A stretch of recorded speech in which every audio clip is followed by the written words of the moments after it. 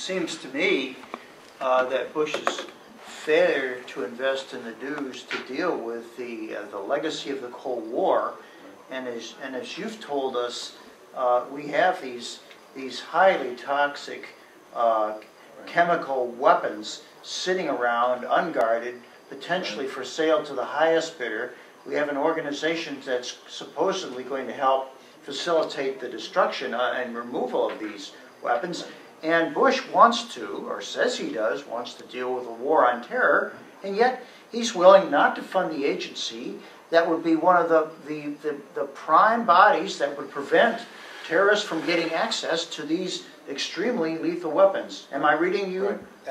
Absolutely. I mean, the Bush administration and some other governments too in the world, under the global partnership against proliferation of weapons of mass destruction, they're really not walk the talk. I mean, they talk non-proliferation, but they don't fund it. And so we have ongoing crises. We have these enormous weapons stockpiles, for example, that are highly vulnerable to theft and diversion.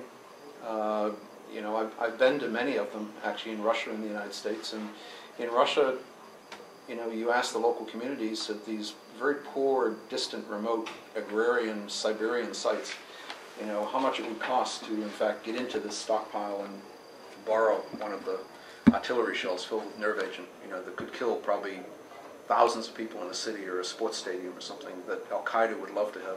And they'll say, well, how much would you pay? You know, they'll offer to get you in and get you a couple of these artillery shells anytime they want. You do that, and you follow that down the, you know, the linked chain. If you have terrorist events like that, it introduces obviously more instability, more poverty, more deaths, more crises. We are on and on down the road. We wind up, you know, with greater challenges globally. So, yeah, the administrations, particularly the wealthy countries like the United States and Western Europe, have to walk the talk on all of these issues: climate change, poverty alleviation, foreign aid. We're eliminating the Agency for International Development in Russia today. You know, a lot of the communities we work with in weapons stockpile sites need humanitarian support in addition to high-tech weapons demilitarization and security expenses. And AID has told us over and over again in Moscow that they're eliminating their program in Russia. It's no longer perceived as a poor country, even though the sites we work at look like you're in the middle of Africa someplace. You know, 75% unemployment and subsistence living and an average income of $20 a month.